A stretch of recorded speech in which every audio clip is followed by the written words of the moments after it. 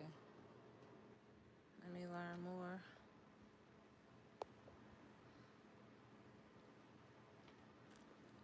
Okay, I'm just about to do it. Okay, so hi.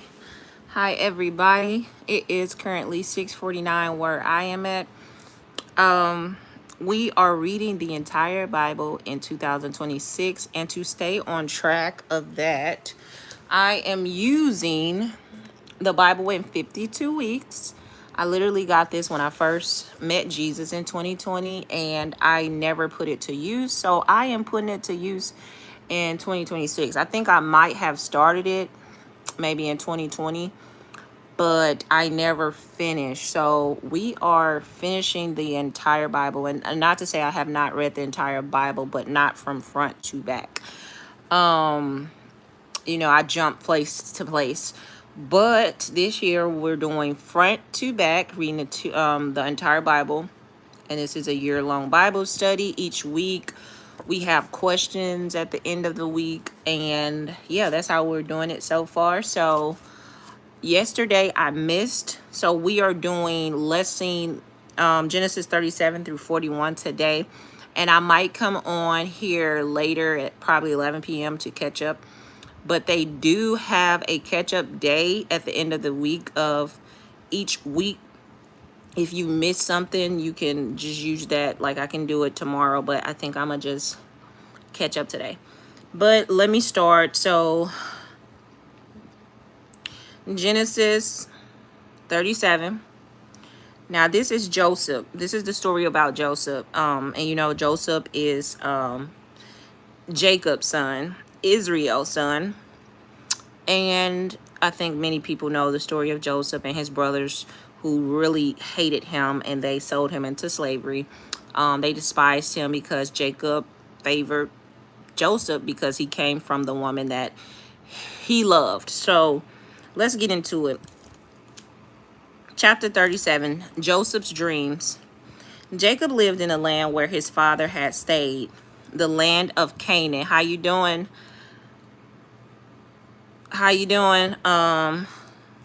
So Jacob lived in the land where the father had stayed, the land of Canaan.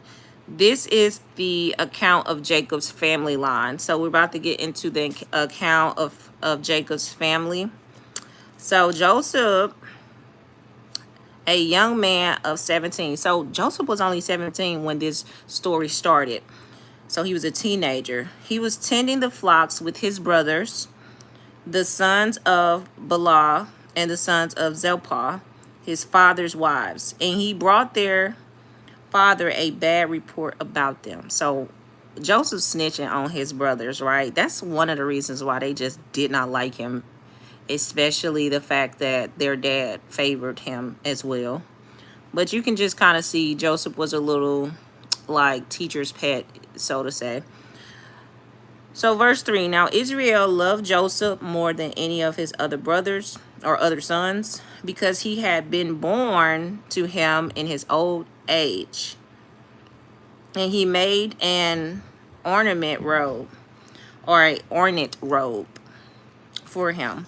When his brothers saw that their father loved him more than any of them, they hated him and could not speak a kind word to him. This is why I believe that favoritism in the family is not good, and it always leads to jealousy in the siblings, and it's always of affliction within the siblings, because you feel like you're not loved.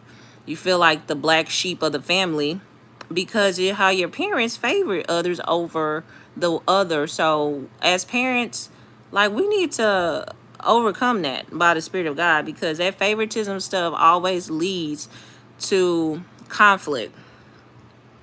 So Joseph had a dream. This verse 5. Joseph had a dream, and when he told his brothers, they hated him all the more.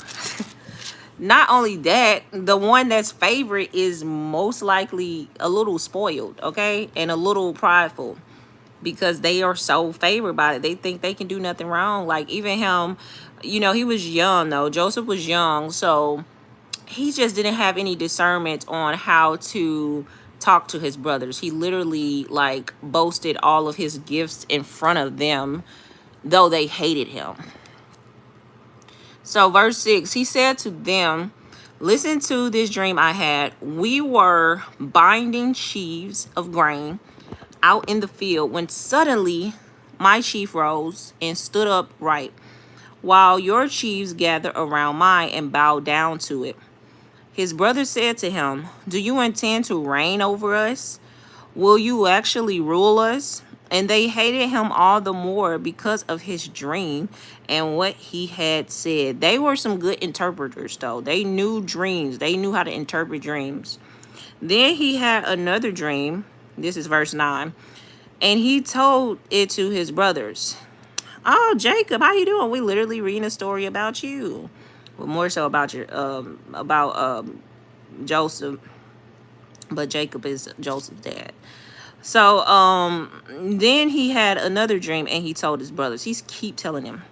Listen, he said, I had another dream, and this time the sun and the moon and 11 stars were bowing down to me.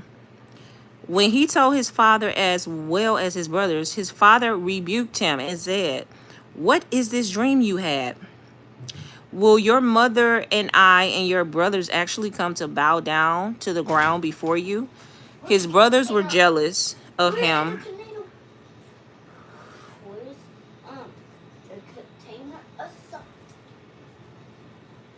Look down on the floor. Hold on.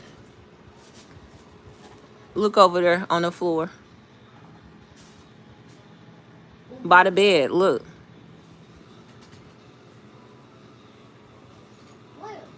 You don't see it right by the bed?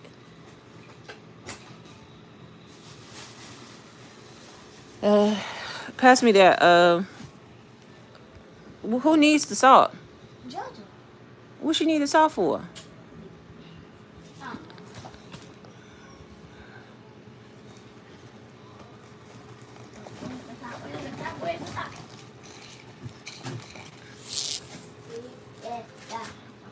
Oh my goodness. I do not feel like getting up.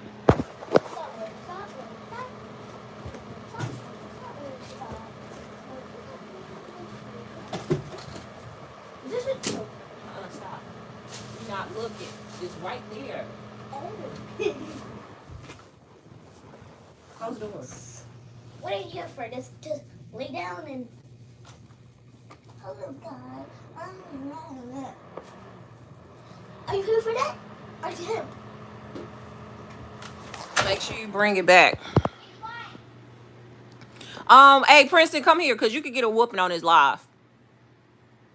Come here now. Don't ever tell me to be quiet. Come here. I'm not playing. Do you understand me?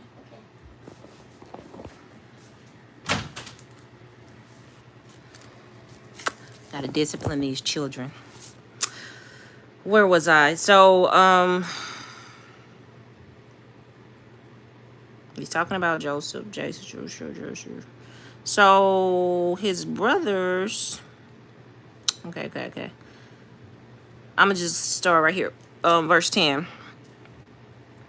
So, can you see? No. You can see this word.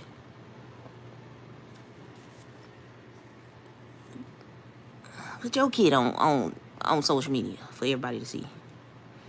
What is the dream you had? Will your mother and I put your brothers, and I and your brothers actually come and bow down to the ground before you? His brothers were jealous of him, but his father kept the matter in mind. Now, this is talking about Joseph being sold by his brothers. Verse 12. Now, his brothers had gone to graze their father's flocks near Shechem, and Israel said to Joseph, as you know, your brothers are grazing the flocks near Shechem. Come, I am going to send you to them. Very well, he replied. So he said to him, go and see if all is well with your brothers and with the flocks, and bring word back to me. Then he sent him off from the valley of Hebron. When Joseph arrived at Shechem, a man found him wandering around in the fields and asked him, "What are you looking for?" He replied, "I'm looking for my brothers. Can you tell me where they are grazing their flocks?" "They have moved on from here," the man answered. "I heard them say, 'Let's go to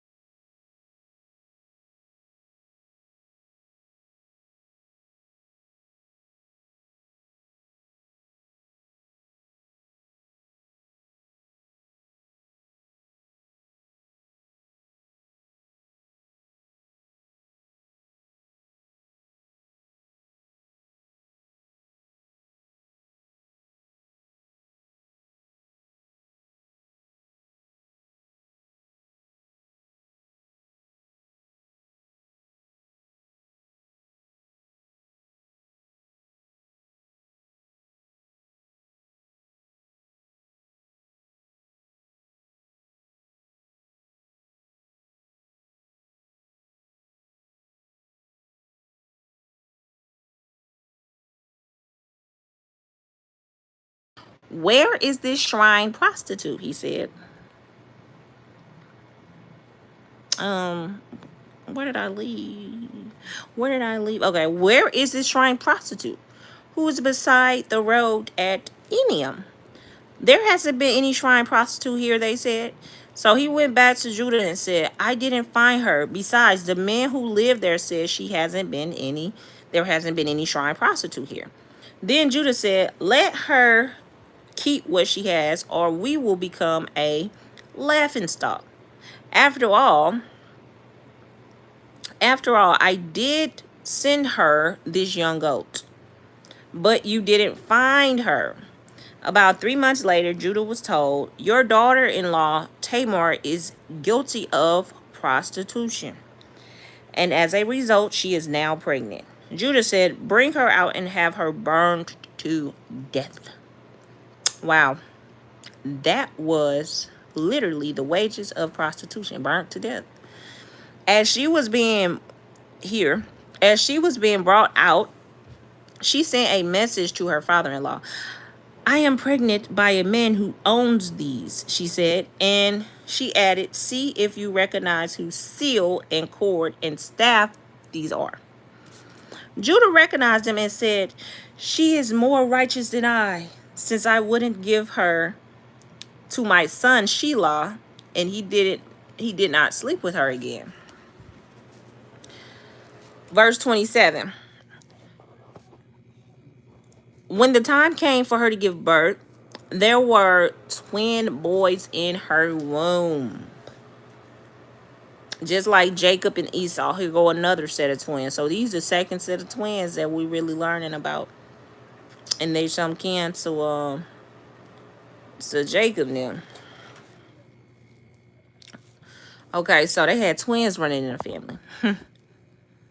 As she was giving birth, and I wonder, like, what is the purpose of twins? I'm gonna study Jacob and Esau to see what's the purpose of twins. Like, literally, why are there twins? That'd be an interesting thing right there. Like, why did God decide to make Jacob a twin?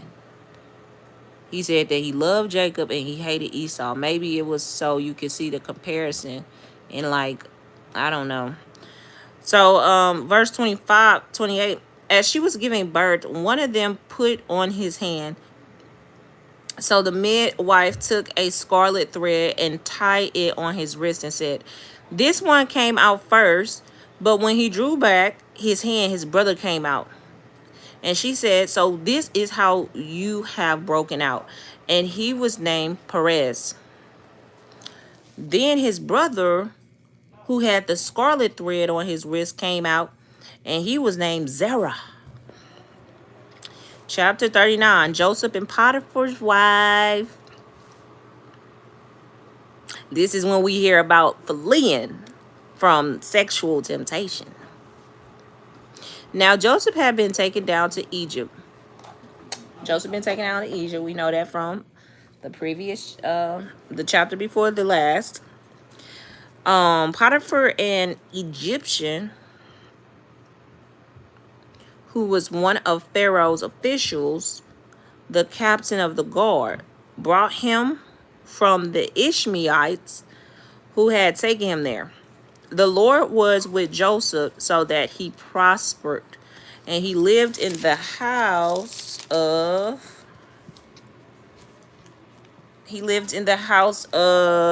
the Egyptian master. When his master saw that the Lord was with him and that the Lord gave him success in everything he did, Joseph found favor in his eyes and became his attendant. Potiphar put him in charge of his household, and he entrusted to his care everything he owned.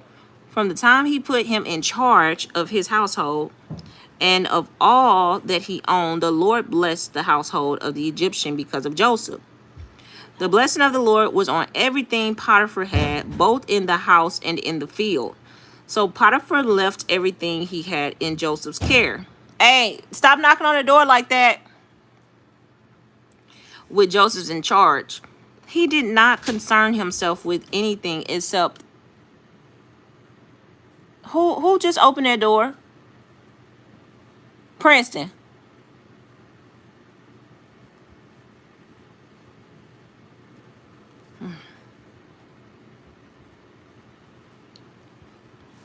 Except the food he ate. Now Joseph was built and handsome. Hey, who just opened that door?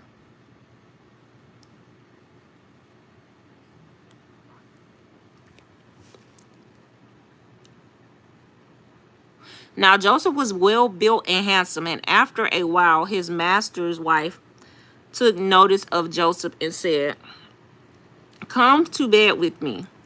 But he refused with me in charge. He told her, "My master does not concern himself with anything in the house. Everything he owns, he has entrusted to my care. No one is greater in this house than I am. My master has withheld nothing from me except you, because you are his wife. How then could I do such a wicked thing and sin against God?" And though she spoke to Joseph day after day, he refused to go to bed with her or even be with her. One day he went into the house to attend his duties, and none of the household servants was inside. She caught him by his cloak and said, "Come to bed with me." But he left his cloak in her hand and ran out of the house. So she caught him. She basically grabbed him by his shirt, about to try to like rape him. Oof. When she saw that he left his cloak in her hand and had ran out of the house, she called her household servants. "Look," she said to them, "this Hebrew has been brought to us to make sport of us." So this is the first time that a lady in the Bible cried the R word, but she was lying. "He came in her to sleep with me." That's what she said. So he came in here to sleep with me. But I screamed. She lied. That's why God don't like a liar. She is lying. And this man is going to go to hell. Go to jail for that. Joseph. So when he heard me scream for help, do not bear false witness. That's what God said. He left his cloak beside me and ran out of the house. She kept his cloak beside her until his master came home. Then she told him this story. "That Hebrew slave you brought us came to me to make sport of me. But as soon as I screamed for help, he left his cloak beside me and ran out of the house. When his master heard the story, his wife told him, saying, 'This is how your slave treated me.' He burned with anger. Joseph's master took him and put him into prison, the place where the king's prisoners were confined. But while Joseph was there in the prison, the Lord was with him. He showed him kindness and granted him favor in the eyes of the prison warden. So the warden put Joseph in charge of all those held in the prison, and he was made responsible for all that was done there. The warden paid no attention to anything under Joseph's care, because the Lord was with Joseph and gave him success in whatever he did. Chapter 40. Okay, let me make sure I'm on the right track. Oh, hold on. Okay, 2 more chapters. So, chapter 40. The cupbearer and the baker. The cupbearer. The cupbearer and the baker. The cupbearer and the baker. The cupbearer and the baker. The cupbearer and the baker. This reading is long. I've been on here for 29 minutes. I wonder why this one is so long today. Okay, so sometime later, the cupbearer and the baker of the king of Egypt offended their master, the king of Egypt. Pharaoh was angry with his 2 officials, the chief cupbearer and the chief baker, and put them in custody in the house of the captain of the guard, in the same prison where Joseph was confined. The captain of the guard assigned them to Joseph, and he attended them. After they had been in custody for some time, each of the two men, the cupbearer and the baker of the king of Egypt, who were being held in prison, had a dream the same night. And each dream had a meaning of its own. When Joseph came to them the next morning, he saw that they were dejected. So he asked Pharaoh's officials who were in custody with him in his master's house, "Why do you look so sad today?" "We both had dreams," they answered, "but there is no one to interpret them." Then Joseph said to them, "Do not interpretations belong to God? Tell me your dreams." So the chief cupbearer told Joseph his dream. He said to him, "In my dream, I saw a vine in front of me, and on that vine were 3 branches. As soon as it budded, it blossomed, and its clusters ripened into grapes. Pharaoh's cup was in my hand, and I took the grapes, squeezed them into Pharaoh's cup, and put the cup in his hand." "This is what it means," Joseph said to him. "The 3 branches are 3 days. Within 3 days, Pharaoh will lift up your head and restore you to your position. And you will put Pharaoh's cup in his hand, just as you used to do when you were his cupbearer. But when all goes well with you, remember me and show me kindness. Mention me to Pharaoh and get me out of this prison.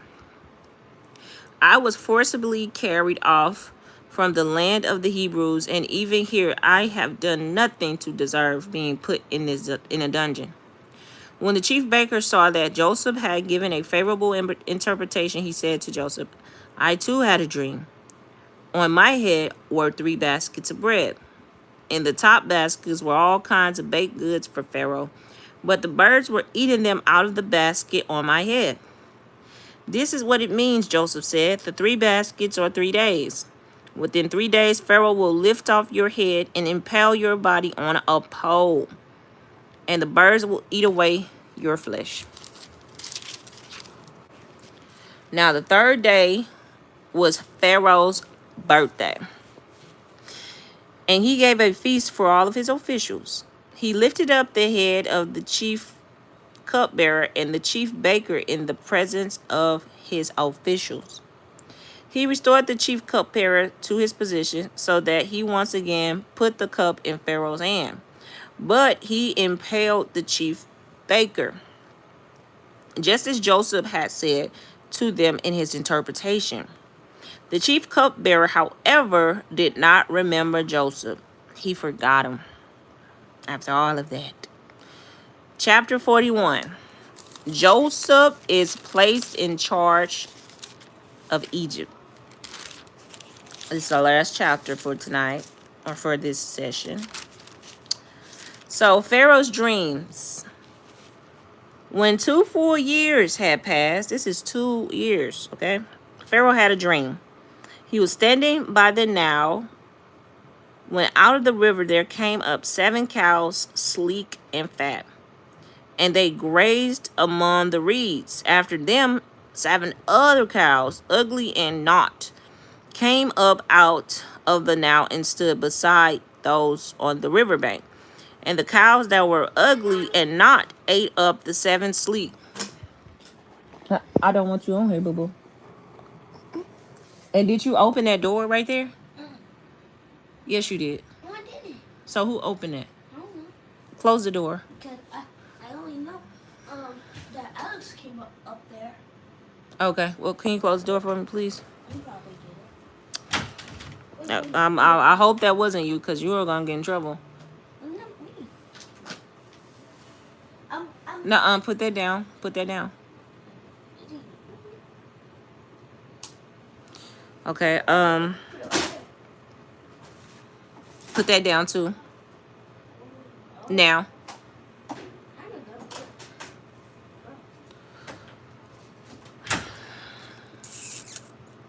All right, let's move it along. Love you too. And the cows that were ugly and not ate up the, okay, so yeah, they ate up the 7 sleek fat cows. Then Pharaoh woke up. He fell asleep again and had a second dream. 7 heads of grain, healthy and good, were growing on a single stalk. After them, 7 other heads of grain sprouted, then and scorched by the east wind, and then the thin heads of grain swallowed up the 7 healthy full heads. Then Pharaoh woke up. It had been a dream. In the morning, his mind was troubled, so he sent for all of the magicians and wise men of Egypt. Pharaoh told them his dreams, but no one could interpret them for him. Then the chief cupbearer said to Pharaoh, "Today I am reminded of my shortcomings. Pharaoh was once angry with his servants, and he imprisoned me and the chief baker in the house of the captain of the guard." Oh, I hope you repent, Sync, right, Father God.